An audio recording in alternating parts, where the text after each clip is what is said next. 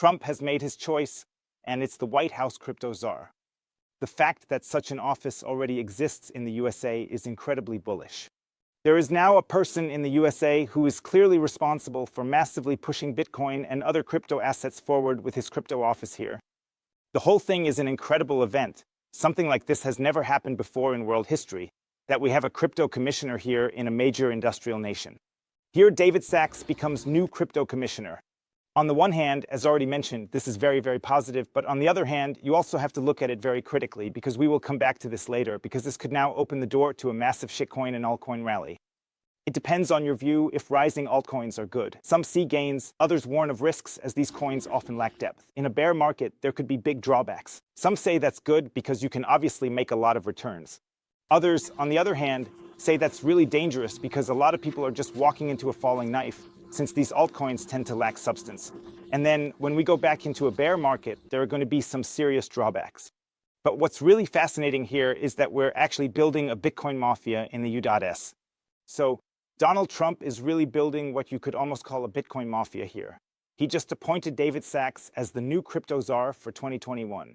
Then we have Paul Atkins, who is now also the head of the SEC.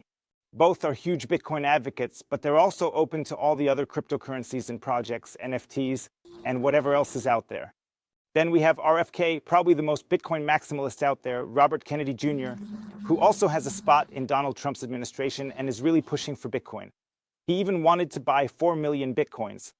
We have Elon Musk, who also owns massive amounts of Bitcoin. We have Vivek Ramaswamy, who is also a Bitcoin supporter and even set the condition that he would only join Donald Trump's administration if Trump speaks out against CBDCs. We have Howard Lutnick, who holds several $1 million in Bitcoin. We have, as mentioned, David Sachs, and then we also have J.D. Vance, who also owns Bitcoin. Donald Trump's team seems to require massive Bitcoin support to join any department. Even those unrelated to crypto, such as those in health, are Bitcoin bulls. This scenario is incredibly bullish, with a wild mix of supporters. The US political elite, from Trump to mayors, is focused on boosting Bitcoin prices. And even people who don't have anything directly to do with the crypto office or the finance department, this includes individuals who may not have any direct involvement with the operations of the cryptocurrency office or the financial department, such as RFK, a prominent figure in the health sector, are still huge Bitcoin bulls. These individuals are nonetheless enthusiastic supporters of Bitcoin. What's brewing here is incredibly bullish. It's such a wild mix that you can hardly imagine it. The whole US, from Donald Trump to many mayors in high-ranking positions, the entire political elite, or what you might call the whole Bitcoin Mafia, is now set on pumping the Bitcoin price. And they also have the incentive to pump the Bitcoin price because they have massive bags. I don't know how much Bitcoin Donald Trump has, but let's just say Howard Lutnick has several million in Bitcoin. Also, J.D. Vance has a pretty significant amount of wealth in Bitcoin. You know some people, and then there are others you just don't know about. Robert Kennedy Jr. also says that he has most of his wealth in Bitcoin. So all these people in power positions are all set up to be pro-Bitcoin. Donald Trump is also allowing for pro-Bitcoin regulations, policies, and so on. He even promotes it. And all the people in power right now have the incentive to pump the Bitcoin price way up. He even promotes it. And all the people in power right now have the incentive to pump the Bitcoin price way up. And what do you think is going to happen with the Bitcoin price? Of course, they're going to pump it up. Now let's take a look at the new crypto czar, David Sachs, and what he has to say about Bitcoin. But anyway, I've been interested in Bitcoin for a while, and I think the game-changing aspect of Bitcoin is this idea that we could have non-fiat money, right? We just, like we're discussing with the Fed, face a huge risk of currency debasement when the government is in control. And especially when you have the world's reserve currency, there's just such a massive temptation to print money to finance your budget and rack up loans that become unpayable. And especially when you have the world's reserve currency, there's just such a huge temptation to print money to cover your budget and pile up loans that become unpayable. We're at like 130% of GDP. Now we owe an amount of money that's greater than the size of our entire economy or our economic output. That sounds really tough to pay back to me. So the temptation will eventually be to just print money to get rid of the debt, basically to devalue the currency to pay for this debt. That's always been a risk throughout history. And now what Bitcoin offers is a different kind of currency where it's not backed by a government. It's backed by math, it's backed by encryption. And so you don't have to trust the government that there will only be 21 million Bitcoin. It's in the code. It's unbelievable that someone is in office now. What he's saying can be backed up. You might think it's me here who's, let's say, putting out these statements. So what he's saying here can definitely be backed up. He's saying here that he supports non-fiat money. Bitcoin fits this as fiat risks inflation. He explains the incentive to print more money. And that's exactly what Bitcoin is, because the problem is, with fiat money, we always have the risk of inflation. He explains that really well, because we just have the incentive to fire up the money printing press sooner or later. It all leads to over-indebtedness. The economy is smaller than its debt mountain. National debt is 125% of GDP. It wouldn't be enough to balance the situation. We have a national debt of, I think, 125% in relation to the gross domestic product. So even if the US runs its economy at full throttle for an entire year just to pay off its debts, it still wouldn't be enough to get back to a balanced situation. And that's a catastrophic situation. And that's why he says it will lead to the monetization of debt. So basically, the Central Bank of America is buying up the bonds and essentially purchasing its own securities that no one else wants on the open market. And that naturally leads to creating new debt to pay off old debt. And that's a downward spiral. Ray Dalio also talks about how the US is in the first phase of hyperinflation. And then on the other hand, he says that Bitcoin is a completely different currency. He also mentions that Bitcoin is a currency. And then on the other hand, he says here that Bitcoin is a completely different currency. He also says that Bitcoin is a currency. I don't think I'd go that far yet, because currency means it's issued by a state. But he says that Bitcoin is backed by math and cryptography. You don't have to trust a state or anything like that. That's really important. He says that with Bitcoin, you don't have to trust the government, while with fiat currencies, you have to trust the government not to abuse its money privilege, its money monopoly. And he fundamentally understands the difference between fiat money and Bitcoin. It's just great to see people like that in US politics. And he has fundamentally understood what the difference is between fiat money and Bitcoin. And it's nice to see people in US politics. In Germany, we could see that, but the grasp is still far off. And in the US, people are trying to compete. One person says Bitcoin is free currency, and then another person, like JFK, says we need to buy 4 million Bitcoin. Howard Lutnick says his hundreds of millions in Bitcoin will turn into billions. One says, okay, hey, Bitcoin is an independent money. The other then says, like JFK then exaggerates, says we have to buy 4 million Bitcoin. Howard Lutnick says that by the end of this bull run, his hundreds of millions in Bitcoin will turn into billions. So you really have some incredibly bullish statements here. Trump is also throwing out incredibly bullish statements all the time. And you shouldn't underestimate that.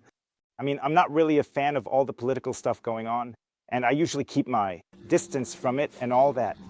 But for the price, it is simply a positive development here if the regulation is clear and if investors also know, hey, in the USA we can bet heavily on Bitcoin, it will no longer be banned here, it will even be partially accepted, the regulation will be scaled back.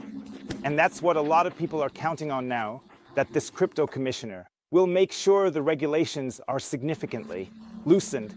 Now we also need to address the critical part here, because if the regulations are significantly loosened, for example, a lot of people really celebrated that Gary Gensler is no longer the head or the president. So now we have a more open-minded guy in that position. Gary Gensler wasn't actually against Bitcoin, he was just against the whole crypto thing. And now the new crypto commissioner, he ultimately has something similar to what the new SEC chief has now. The new SEC chief is for Bitcoin, but they're both pro-crypto. And a lot of people are assuming now, I was just watching Sunny Decree's live stream yesterday, and he dropped the statement that this bull run could potentially turn into a massive shitcoin bull run, because not only are the regulations being loosened for Bitcoin, but also for all the shitcoin projects, the meme coins, the NFTs, the ICOs, and everything else that's out there. Recently, there have been some regulations put in place, especially after learning from the last bull runs, because a lot of people lost their money by throwing it into all these pump and dump schemes. It could be that this is going to be loosened up significantly, and that could lead to a massive shitcoin cycle.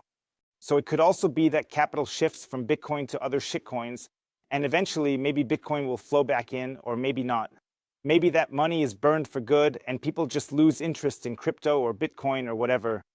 I don't know. The question is whether that's bad for Bitcoin. You could also say that because a crypto hype is emerging here, people are coming back to Bitcoin. Actually, it's the other way around, that people come to crypto via Bitcoin, but of course it can also work the other way around. I don't know how it's going to be in this cycle, whether we're really going to see such a crazy crypto shitcoin cycle or something like that. I mean, you can't change it anyway. I could get all worked up about it or whatever. I don't like that people are losing their money and all, but people kind of have to learn the hard way, like a little kid sticking their hand in the flame. until they realize, okay, hey, maybe I should only keep a tiny percentage in crypto or maybe nothing at all and shift most of it into Bitcoin. I always say, focus on Bitcoin and not on crypto. A lot of people want to get rich quick, but the fastest way to end up broke is by wanting to get rich quick. Don't let greed drive you here. They're saying, buy my coin, make X, and with Bitcoin, you get 200%. I've received emails like, Mark, I like what you say about Bitcoin, but 200% a year isn't enough. I want to get rich. I'm a student with 1,000 or 2,000 euros wanting quick gains. I've also gotten emails like, yeah, Mark, I like what you're saying about Bitcoin, but I'm only making 200% a year, and I want to get rich. I haven't even started yet. I'm just a student or whatever, and I've got like 1,000 or 2,000 euros, and I want to get rich quick. I want to make quick gains. That doesn't work with Bitcoin, does it? Or did I misunderstand? I get questions like that. No, with Bitcoin, it's not about getting rich overnight. It's about building wealth over generations and making a fundamental shift in our economic world or in our financial world. Bitcoin is a completely new way for us to store wealth and carry it into the future. It's about completely different things. It's about having a fair, transparent monetary system and so on. With shitcoins, we have companies behind foundations and so on. Like I said, go ahead and have your shitcoin experiences. Burn your hands if you want, but don't come crying to me afterward when you've lost a ton of money. And of course, there will always be that one person who posts on Twitter, wow, I just made millions overnight because I invested in some shitcoin. So we have big opportunities here, but we also have big risks, and we just need to weigh those against each other. If you want to buy Bitcoin, and that's why I always recommend a Bitcoin-only platform like 21 Bitcoin, definitely check it out. You can easily buy Bitcoin there and have it sent to your hardware wallet. I'll also put a link down below for a Trezor, one of the easiest and best hardware wallets on the market. You can also get discounts with the code Bitcoin Hotel at 21 Bitcoin and also for the Trezor hardware wallet. And I always recommend Bitcoin-only products for that reason, so you can't get distracted by any. Shitcoins at 21 Bitcoin. Then there are 1,000 listed shitcoins, and you end up buying a bunch of those, forgetting to buy Bitcoin. And when the bull market is over, you realize, oh no, your portfolio is down 95% in the red. In a bull market, it can still work sometimes where the shitcoins get pumped up because Bitcoin is basically the one lifting them up. But in a bear market, things sometimes look really bad again. And that's why you should make your own experiences, but be warned. Feel free to write to me in the comments below what you think, whether you're into shitcoins or whether you're more into Bitcoin only. And definitely leave me a subscription. We really need to gain some traction so that people understand what's going on right now and how crazy the situation is. What we're experiencing here is truly a moment in financial history. Definitely do it. Hit that subscribe button. See you later. Peace out, usend.